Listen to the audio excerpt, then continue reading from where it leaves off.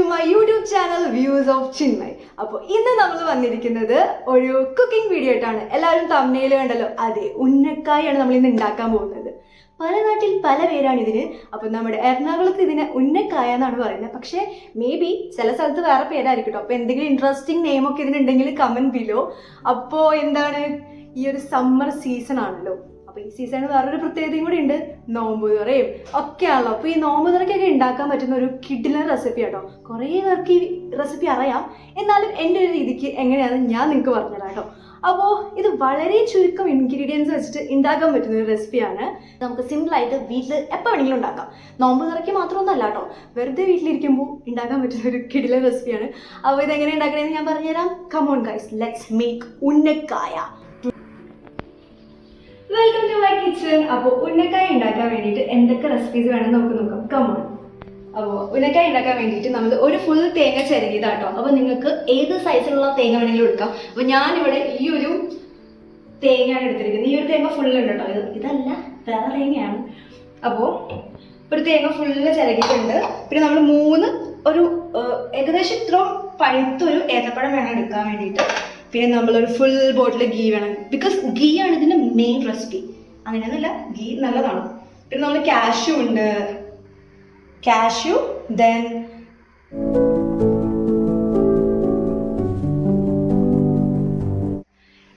ഇത്രയും റെസിപ്പീസാണ് മെയിൻ ആയിട്ട് വേണ്ടത്. പിന്നെ നമുക്ക് വേണ്ടത് എന്താണെന്ന് വെച്ചാൽ ഓയിൽ അല്ലെങ്കിൽ വെളിച്ചെണ്ണ. ഇപ്പം എൻ്റെ കയ്യിൽ ഓയിൽ ഇല്ലാത്തതുകൊണ്ട് ഞാൻ വെളിച്ചെണ്ണ കൊണ്ടാണ് ഉണ്ടാക്കാൻ പോകുന്നത്. പിന്നെ നമുക്ക് ഒരു നോൺ സ്റ്റിക്ക് പാനോ അല്ലെങ്കിൽ എന്തെങ്കിലും പാനോ കാര്യങ്ങളും വേണം. പിന്നെ നമുക്ക് പഴം സ്റ്റീം ചെയ്യണം. അപ്പോൾ നമ്മുടെ അടുത്ത പരിപാടി എന്താണെന്ന് വെച്ചാൽ ഈ പഴത്തിനെ നമ്മൾ വേവിച്ചെടുക്കണം. അപ്പോൾ ഇത് രണ്ടായിട്ട് കട്ട് ചെയ്തിട്ട് നമുക്ക് ഇഡ്ഡലിത്തട്ടിൽ വെച്ചിട്ട് വേവിച്ചിട്ട് വരാം കേട്ടോ. അപ്പോൾ കമോൺ ഗൈസ്, വേവിക്കാം.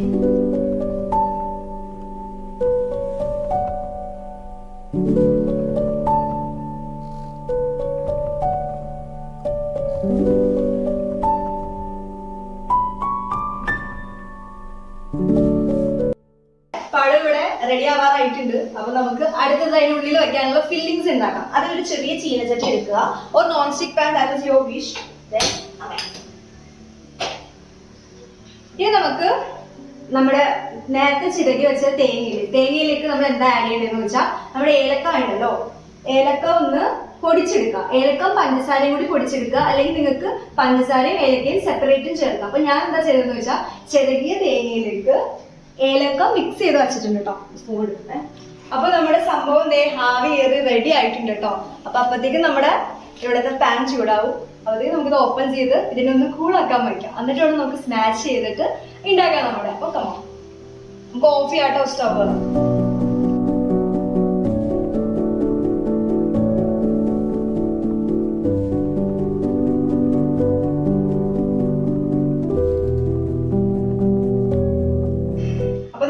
പഴം സെറ്റ് ആയിട്ടുണ്ട്. ഇനി നമുക്ക് ഇവനെ വേറൊരു പ്ലേറ്റിലേക്ക് മാറ്റിയിട്ട് നമുക്ക് സ്മാഷ് ചെയ്യാം. അപ്പൊ ആ ടൈമിൽ നമുക്ക് അതിന്റെ ഉള്ളിൽ വെക്കാനുള്ള ഫില്ലിങ്സ് ഉണ്ടാക്കാം.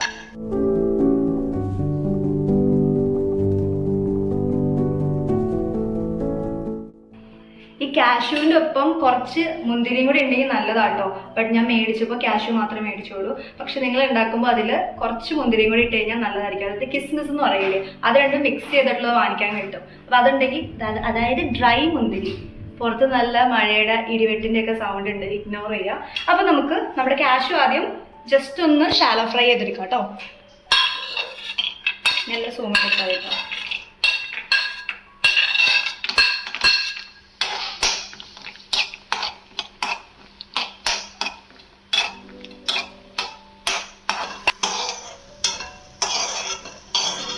അത് നമുക്ക് ഷുഗർ എടുത്തിട്ടുണ്ട്, പഞ്ചസാരയും ആദ്യം ഒന്ന് തേങ്ങ ചിരകുന്നതിൻ്റെ, അതായത് തേങ്ങ ഇട്ടിട്ട് നമുക്കൊന്ന് ജസ്റ്റ് ഒന്ന് ചെറുതായിട്ടൊന്ന് വാട്ടിയെടുക്കാം.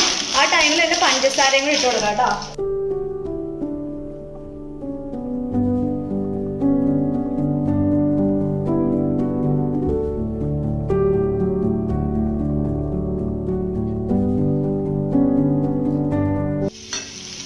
ഈ ഒരു ഫ്രൈ ആയ സംഭവത്തിലേക്ക് നമ്മുടെ കാഷ്യൂ കൂടെ ആഡ് ചെയ്ത് കൊടുക്കാം കേട്ടോ.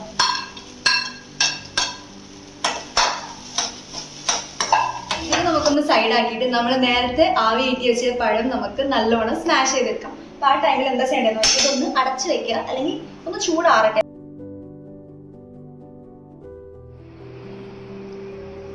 അപ്പൊ നമ്മുടെ പഴം തൊണ്ടൊക്കെ കളഞ്ഞിട്ട് വച്ചിട്ടുണ്ട്. പിന്നെ അതിൽ കുറച്ച് നാരുണ്ട്, അത് നിങ്ങൾക്ക് കളയണമെങ്കിൽ ചിലർക്ക് ഇഷ്ടമുണ്ടാവില്ല, അപ്പൊ അത് കളയണമെങ്കിൽ കളയാം. അതുപോലെ തന്നെ അതിലൊരു ബ്ലാക്ക് സീഡ്സ് ഇല്ലേ, അതും കളയണമെങ്കിൽ കളയാം. പക്ഷെ അത് കഴിക്കുന്നതുകൊണ്ട് കുഴപ്പമൊന്നുമില്ല, ഞാൻ കളയണമൊന്നുമില്ല കേട്ടോ. അപ്പൊ നമ്മൾ അതിന് സ്മാഷ് ചെയ്തെടുക്കുക. നിങ്ങളുടെ കയ്യിൽ സ്മാഷർ ഉണ്ടെങ്കിൽ യു ക്യാൻ യൂസ് ദാറ്റ്. ഞാനിവിടെ ഫോർക്ക് തന്നെ യൂസ് ചെയ്യുന്നത്. Come on, let's smash it. ഇതൊരു അംഗമാണ് ഗൈസ്, അംഗപ്പുറപ്പാണ്. നല്ലോണം നിങ്ങൾക്ക് ആരോടൊക്കെ ദേഷ്യം ഉണ്ടെങ്കിൽ അതൊക്കെ ഇവിടെ തീർക്കാം.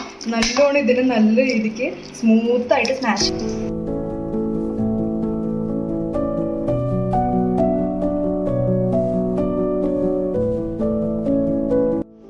അപ്പൊ നമ്മുടെ അടുത്ത പരിപാടി എന്താന്ന് വെച്ചാൽ ഈ സ്മാഷ് ചെയ്ത് വെച്ച സാധനവും നമ്മുടെ ഈ ഫില്ലിങ്സും കൂടി അതായത് ഉള്ളിൽ വെച്ച് ഷേപ്പ് ചെയ്തെടുക്കുക. അപ്പൊ അടുത്ത പരിപാടിക്ക് വേണ്ടത് പിന്നെ നമുക്ക് കുറച്ച് ഗീയും വേണം. അപ്പൊ നമ്മൾ കൈയൊക്കെ നല്ലോണം വാഷ് ചെയ്തിട്ട് വരാം. അപ്പൊ ഞാൻ കൈയൊക്കെ നല്ലോണം വാഷ് ചെയ്ത് ഒരു പ്ലേറ്റ് എടുത്ത് വെച്ചിട്ടുണ്ട്. ഇനി നമുക്ക് ചെയ്യാം കേട്ടോ, സ്റ്റാർട്ട് ചെയ്യാം. നമ്മള് ചൂടൊക്കെ ഇപ്പൊ കുറച്ച് ആറിയതുകൊണ്ട് നമുക്ക് എടുക്കാൻ സുഖമാണ്. ചെറിയൊരു പോർഷൻ ഇങ്ങനെ എടുക്കുക. ഇതെന്താ നല്ലോണം കയ്യിൽ ഇതുപോലെ ഇങ്ങനെ ചെയ്ത് നല്ലോണം ഒരു ബോളാക്കുക. ദെൻ അതിങ്ങനെ പരത്തി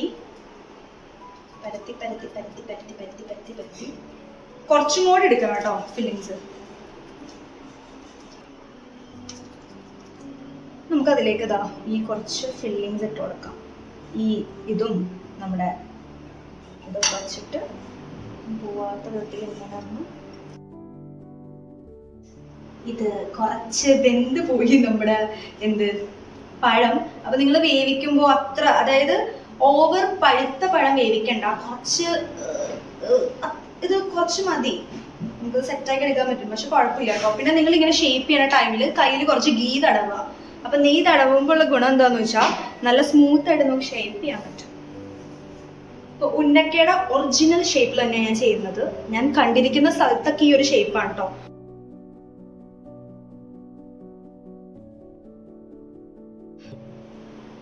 അപ്പൊ ഈ ഒരു ഷേപ്പ് കണ്ടല്ലോ, ഇതുപോലെയാണ് നിങ്ങൾ ഉണ്ടാക്കിയെടുക്കാൻ. പക്ഷെ നിങ്ങൾക്ക് ഇഷ്ടമുള്ള ഷേപ്പിൽ ഉണ്ടാക്കണം. പക്ഷെ ഉന്നക്കയുടെ ഒരു ആധികാരികമായ ഷേപ്പ് ഇതാണെന്നാണ് എൻ്റെ ഒരു നിഗമനം. കാരണം ഞാൻ കണ്ടിരിക്കുന്ന ഉന്നക്കാക്കും ഈ ഒരു ഷേപ്പാണ്. നമുക്ക് ബാക്കി പഴവും കൂടി ഇതുപോലെ നേരത്തെ ചെയ്ത സ്റ്റെപ്പ് ആദ്യം എടുക്കുക, ഇങ്ങനെ ഒന്ന് പരത്തുക, ഫില്ലിങ്സ് വയ്ക്കുക, ഈ ഒരു ഷേപ്പ് ആക്കുക. അപ്പൊ ഫുൾ നമുക്ക് ചെയ്യാം കേട്ടോ.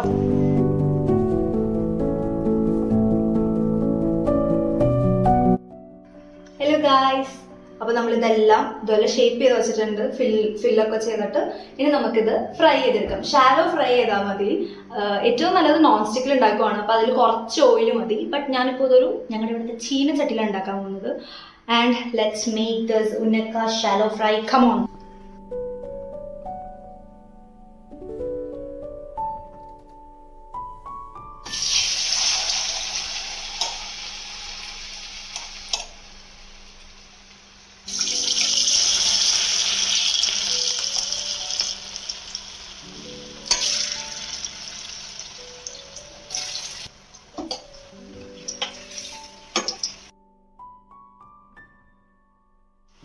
ഒരുപാട് നമ്മൾ ഡീപ്പായിട്ടൊന്നും ചെയ്യണ്ട, കാരണം ഇത് ഷാലോ ആയിട്ട് ഫ്രൈ ചെയ്താൽ മതി. കാരണം പഴമല്ലേ, പെട്ടെന്ന് അത് കരിയാൻ ചാൻസ് ഉണ്ട്. സോ ഞാനിത് ഇങ്ങനെ തിരിച്ചിടുവാണേ. ഒരു സൈഡ് കണ്ടു, ഇത്രയും തന്നെ അതായിട്ടുണ്ട്.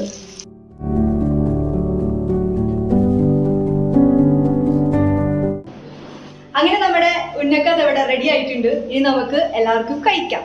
അതിനൊപ്പം തന്നെ ഞാൻ കുറച്ച് വാട്ടർ മെലോൺ ഇങ്ങനെ കട്ട് ചെയ്തെടുത്തിട്ടുണ്ട്. So let's go and have unnakka.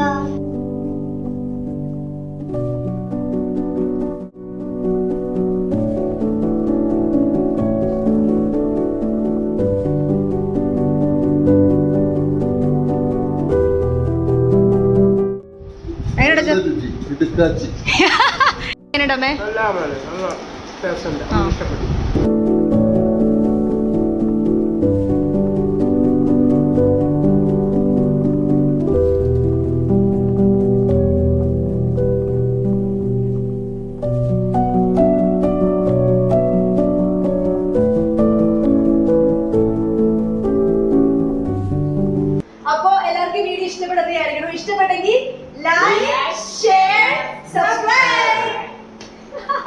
Bye guys. Bye.